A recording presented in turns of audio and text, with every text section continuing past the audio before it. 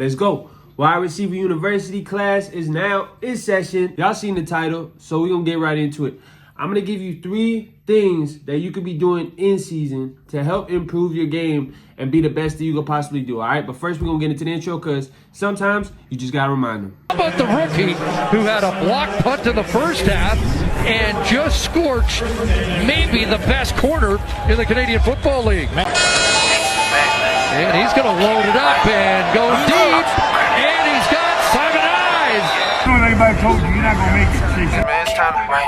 That's a 4-4-7, I'm really I don't know if you can see that. Bien positionné le ballon. Là, il seul Simon Eyes pouvait capter cette passe. I know they love me like Raymond. Put the shoe to the pavement. I never change on the bitch. Tell it bring me my payment. Damn, BC baby, yeah. Tell them get lost, now they watching amazement. Stabbed in the back, I've been looking for Jason. Let's activate. What are some things we could do in season to help us play to our highest potential? Okay. First thing, take care of your body. Okay? Take care of your body. This is a very vague topic, but it's very, very important and it gets kind of deep. Okay? So lock in and pay attention to what I'm about to tell you. Obvious, but it's very important. Sleep. Everybody knows that you're supposed to have a certain amount of hours of sleep a night, right? And realistically, not a lot of people actually follow it. You know, you got your girlfriend texting you on the game at night, you got homework late, you know, you trying to watch YouTube or something, you can't sleep. So it's a regular thing. You just want to give your best effort every night to try and have a full night of sleep. You know, do what you got to do. Turn off your phone, put it on D&D, sacrifice that last game of NCAA. Trust me, it is worth it. For you young guys, one thing you might not know is that your body grows when you sleep. When you sleep, your body is charging back to 100%. So that's very important to know. Sleep is very, very important. Another thing that you could do, stretch. It can literally change the way that you move in a matter of minutes, to be honest with you. You want to stretch after your workouts, after your training sessions where you go hard. What that's going to do is you're not going to be as sore. Not only that, like, After your physical activity, you want to stretch. Before your physical activity, you want to stretch. One thing that a lot of people don't notice is that a lot of your speed comes from flexibility, right? So it's a lot of guys out there right now that don't stretch, that they're actually faster than what they show. Their bodies are just tight. You know what I mean? Plus, to add to that, right? Tight muscles, tighter your muscles are, the more susceptible you are to injuries. We always say, like in football, like the best ability is availability. You know what I'm saying? You can't make the club in the tub. You dig what I'm saying? So you can't, if you hurt, you can't make the team. You got to make sure you do everything you can to stay healthy. And stretching is one of those things, especially when it comes for your muscles. But this leads us to my next little one. All under taking care of your body, okay? This is all under the same umbrella. Hydration. Hydration. Hydration will up your performance and keep you from injuries. Like, it's crazy. And for those people that stayed and that still watching right now, I got a super big gem for you coming up. Don't worry. Along with hydration, I got a super crazy tip for you, okay? But hydration, you want to make sure that you're hydrated, right? When it goes back to eating properly and refueling your body, it's the same thing with water, right? Your body needs water. What happens when you run? You sweat. What essentially is that sweat? That's the water that you put in your body, right? So if you're losing all this sweat and it's not coming back into you, you know what I mean? Your body's going to be running on fumes. You need to be hydrated. And the hydration part of things is really like a day behind, if that makes sense. So, for example, if tonight is Thursday night and I play a game tomorrow, Friday night, right?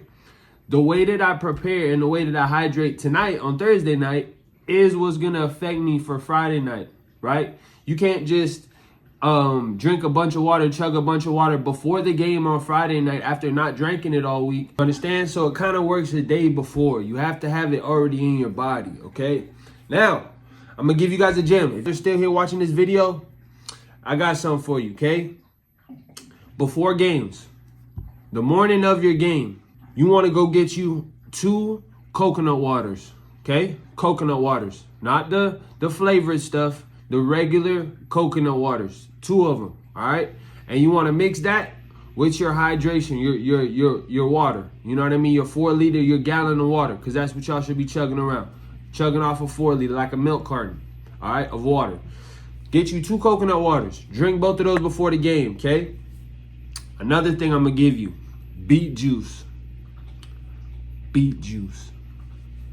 Beet juice. Thank me later. Beet juice. It basically helps with recovery. Trust me. All right. Coconut water, 2 coconut waters, and beet juice, a shot of beet juice. Okay. When it comes down to it, with taking care of your body, okay, it's all about finding a routine that works for you. Okay. For example, when I played in college, every game day, every home game, I had a Subway right next to my college. I'll go get a Subway. I get the same thing, a foot long. I smack that before the game, right?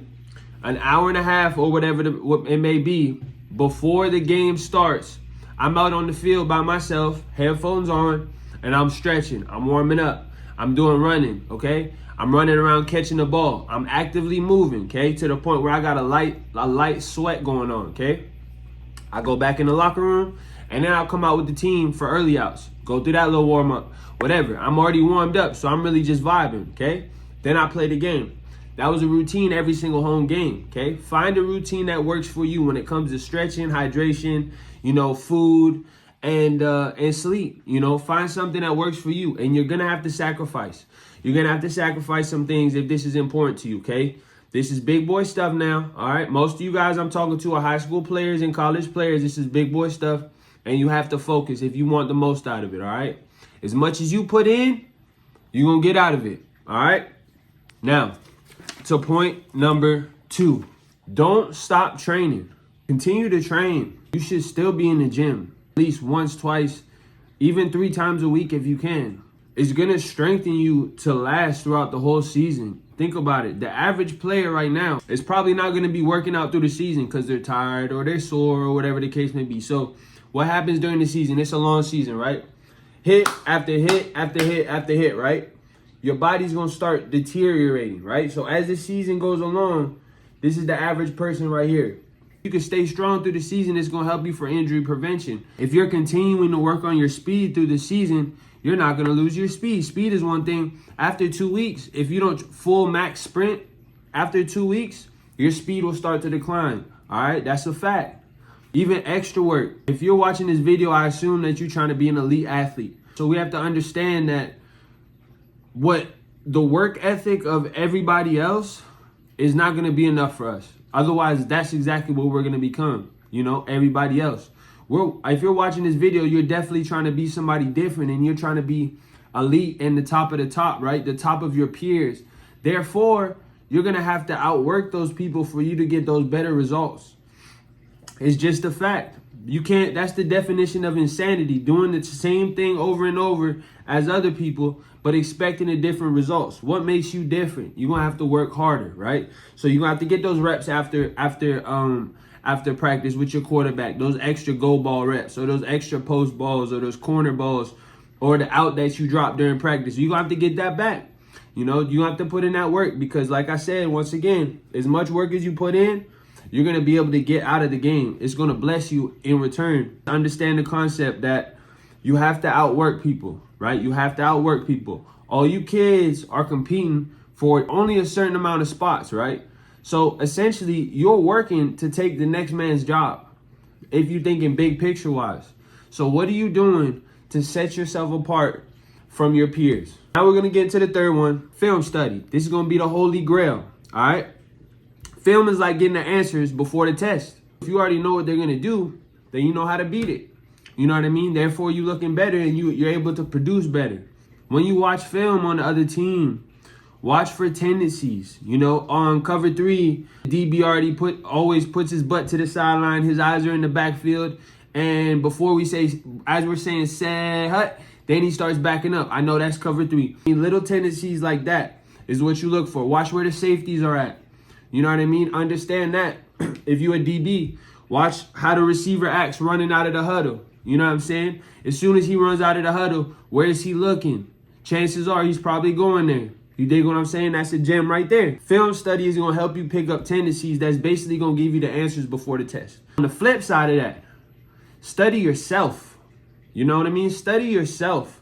All right? And when you study yourself on film, you need to be very realistic with yourself. All right? You need to be very realistic.